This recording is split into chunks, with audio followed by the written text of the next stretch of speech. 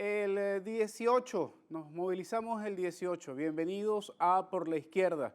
Aquí podemos leer un hashtag que estamos invitando a que se promueva. Yo me movilizo el 18 contra la impunidad y la corrupción. Esta es una convocatoria que están haciendo diversas organizaciones políticas y sociales en relación con la necesidad de la denuncia que debe formularse y que debe adelantarse. Producto de las investigaciones y averiguaciones que, por cierto, desarrolla la auditoría la plataforma por la Auditoría Pública Ciudadana, que conjuntamente con Marea Socialista, con los círculos bolivarianos y con otras organizaciones a nivel nacional, están reclamando de manera ya permanente, ya desde hace más de 2 años, y ahora van a desarrollar la primera movilización al frente del Consejo Moral Republicano en la avenida Urdaneta, el Centro Financiero Latino, creo que se llama el Centro Latino, que está ahí llegando casi a las Fuerzas Armadas. Será una movilización que no pretende trancar la calle, sino que va a ser en plena acera. No hay ninguna convocatoria a ningún tipo de violencia, por el contrario, es una movilización pacífica de exhortación a lo que es el Consejo Moral Republicano para que efectivamente tome decisiones. Y ahí estamos viendo en pantalla la convocatoria que se está haciendo también formalmente a través de aporrea.org. La convocatoria es de la plataforma por la Auditoría Pública Ciudadana y, como ya les decía, también por parte de lo que es el movimiento Marea Socialista. Aun cuando la convocatoria formalmente ya aparece a las 10 de la mañana, se está convocando a que la gente esté empezando a concentrarse a partir de las 9 de la mañana. Será una concentración aproximadamente hasta el mediodía. Se aspira que haya un número importante de personas. No se está aspirando, no hay recursos para hacer una concentración de masa financiada con autobuses, camionetas que movilicen a gente para esta actividad. Se está convocando voluntariamente que la gente se movilice. Gente de algunas regiones de los estados del país han informado que pretenden movilizar a algunas personas para acá. Y fundamentalmente poder sensibilizar a la gente es el objetivo. Y además también generar el hecho de que las instituciones den respuestas en relación con los casos de corrupción en nuestro país. Las cuentas de Andorra, las cuentas en los bancos suizos, el desfalco a la nación por 259.000 millones de dólares entre el año 1999 y el año 2013, sin un solo detenido, sin un solo preso, sin un solo condenado, ni siquiera un procesado en relación con esta gran fuga de capitales. Solamente el 10% de lo que se ha fugado en capitales durante estos años podría servir para subsanar el déficit fiscal que existe hoy en día como consecuencia de la caída del precio del barril de petróleo. Solamente el 10% de lo que se ha fugado en capital es el pago de la deuda externa durante los próximos 3 años. Lo que queda de este año y 2 años más. Irónico, ¿verdad? Realmente triste que no podamos nosotros, a través de una condición de normativa internacional que existe, y Venezuela es suscriptora, poder repatriar estos capitales y que se pueda incidir de manera directa en el hecho de poder incautar estos bienes, poder venderlos y esa venta en el exterior, repatriar el dinero y en función de eso generar un fondo que nos permita, uno, cubrir la gran escasez que existe en este momento en relación con las divisas, porque la principal escasez del país es de divisas y como consecuencia de ello hay escasez de todo lo demás. Además de subsanar la escasez de divisas, entonces aguas abajo podremos estar subsanando el problema de la escasez de alimentos, de la escasez de insumos, de materia prima, de medicamentos.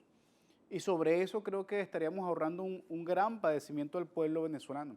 Pero además, por otra parte, y lo más importante es la posibilidad de poder repatriar estos capitales para poder generar inversión nacional, que estimule el aparato productivo, que fomente la iniciativa productiva, las pequeñas y las medianas empresas, y que a su vez esta reactivación económica incida de manera directa y proporcional para el mejoramiento de la condición de nuestros salarios y para la posibilidad de reactivar el aparato económico para depender cada vez menos del rentismo petrolero. Un reto, sin duda alguna un reto, y el 18 nos vamos a movilizar, 5, 10, 15, 20, 200, 1000, los que podamos movilizarnos. Tú que me estás viendo, que tienes esa preocupación, siendo de oposición o de gobierno, lo importante es no levantar una bandera político-partidista, sino levantar una bandera en contra de la lucha, contra la impunidad y fundamentalmente contra la corrupción en el país. Si te sientes motivado, serás absolutamente bienvenido a este encuentro de pueblo el 18 entre 9 y 10 de la mañana. Vamos a cambiar la información. Ahora nos vamos a ponerlo en pantalla, vámonos con el estímulo, y la información viene vinculada al asunto de la frontera. Sigue habiendo interés en relación con todo lo que sucede en la frontera. El ministro de Defensa, Padrino López, niega violación del espacio aéreo colombiano, y mientras tanto Colombia moviliza tanquetas a la frontera con Venezuela, Colombia con Venezuela. Creo que más allá de una realidad concreta, que es lo que era la zanja, el drenaje terrible que había en la frontera en relación con la economía venezolana, que no es una cosa reciente, que viene acumulándose hace muchos años. El hecho de que nuestra mercancía se fuese de manera indiscriminada por la frontera por Colombia, más allá de la transgresión permanente de paramilitares a territorio venezolano, más allá de la actividad económica tradicional entre Colombia y Venezuela, tanto en el estado Táchira como en el estado Zulia, más allá de las condiciones de vida de esos colombianos desplazados que se vieron obligados a trasladarse al territorio venezolano y que hoy, si están en condición de ilegalidad, se repatrian a Colombia.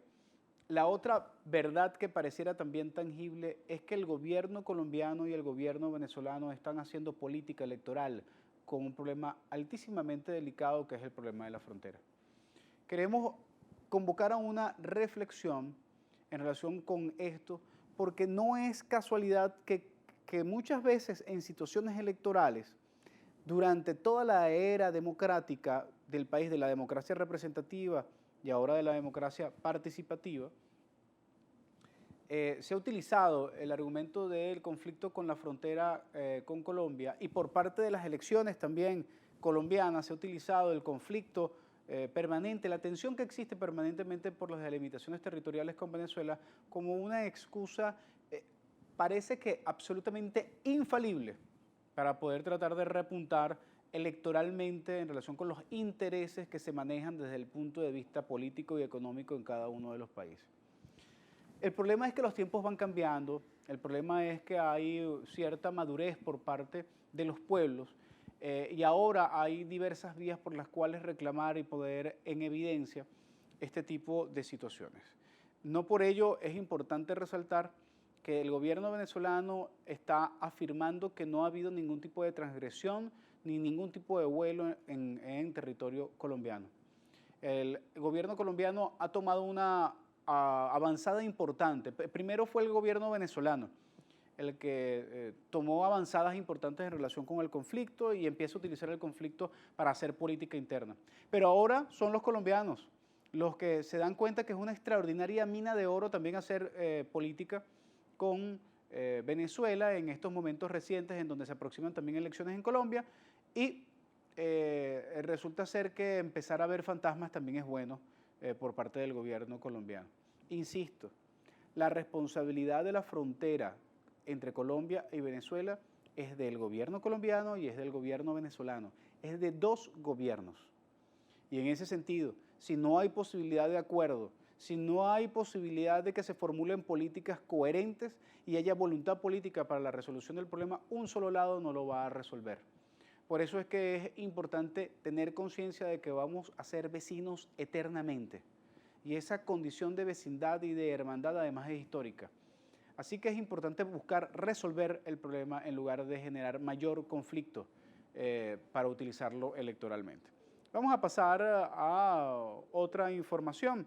Esta también la tomamos del estímulo. Vamos a verla en pantalla. Y está vinculada a unas declaraciones recientes hechas por parte de un actor político relevante en la España de hoy. Es Pablo Iglesias.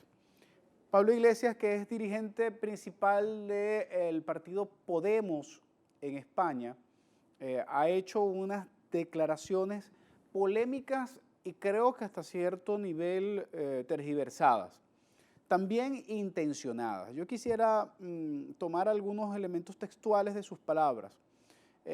Sobre el caso de Leopoldo López, Pablo Iglesias afirma: nadie puede ir a la cárcel por defender sus ideas, pero complementa en esa idea. Lo que yo digo es que no me gusta que nadie pueda ir a la cárcel por defender sus ideas. Me gustaría que todo el mundo se pudiera presentar en las elecciones. Sin embargo, él dice: yo creo que el señor López está bien que defienda sus ideas. Sin embargo, por desgracia, muchas veces en Venezuela hemos visto a líderes opositores alentar golpes de Estado. Creo que hay además también hay la siguiente afirmación por parte de Pablo Iglesias de Podemos: nadie puede ir a la cárcel por defender su idea, tras la condena del opositor Leopoldo López, al que no obstante calificó de extremista. Estas declaraciones de Pablo Iglesias han sido utilizadas desde diversos enfoques para tratar de defender o tratar de darle algún viso de que una organización como Podemos, vinculada históricamente al proceso revolucionario en la época del presidente Chávez, ahora pareciera salir a la defensa de Leopoldo López. Creo que hay que hacer la lectura con lupa. Creo que hay que llamar un poco la prudencia en la reacción violenta que algunas veces se genera como consecuencia de algún tipo de argumento pensado, calculado, como el de Pablo Iglesias, y también la intencionalidad política que puede generar la acción de los diversos actores de Podemos, porque a su vez Juan Carlos Monedero, figura estelar y creador de Podemos junto con Pablo Iglesias, sacó en su blog un texto sobre Venezuela y sobre la impunidad en relación con el caso de Leopoldo López, y pone un poco también en el tintero y en juicio el hecho del concepto de terrorismo y cómo la impunidad ha asociado a actores como Leopoldo López y otros actores en Venezuela al hecho de que esas sanciones que debieron haberse aplicado en su momento sobre el golpe de Estado, por ejemplo, contra Venezuela, hoy es aplicado sobre otro caso en donde hay 43 muertos,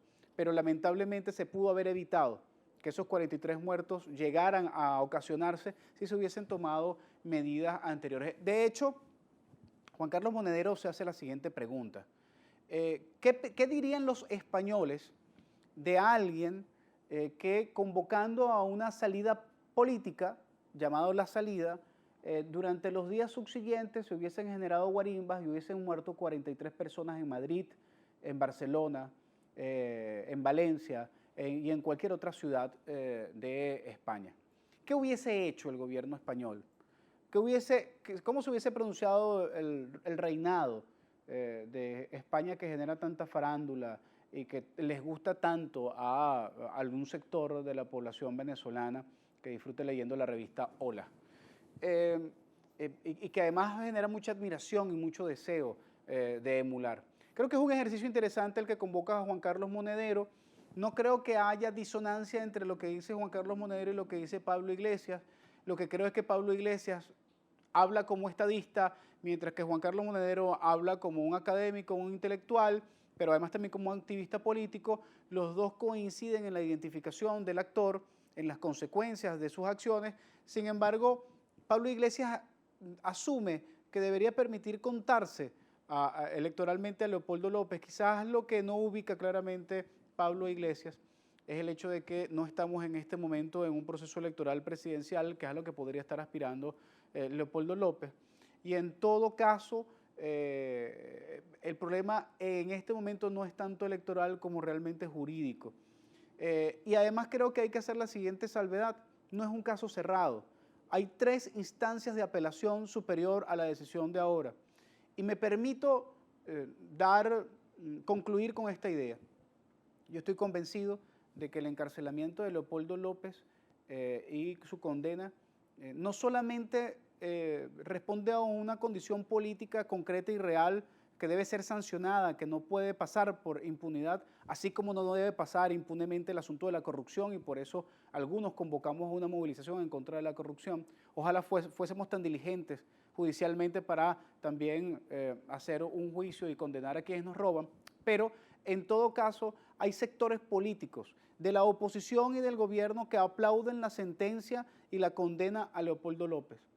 No de gratis, ha sido muy débil, muy frágil el pronunciamiento por parte de la cúpula de la oposición venezolana, de un sector de la cúpula de la oposición venezolana, y vemos que es parte incluso del pacto del polvo cósmico y la arena de playa desde el punto de vista electoral hacia el 6 de diciembre.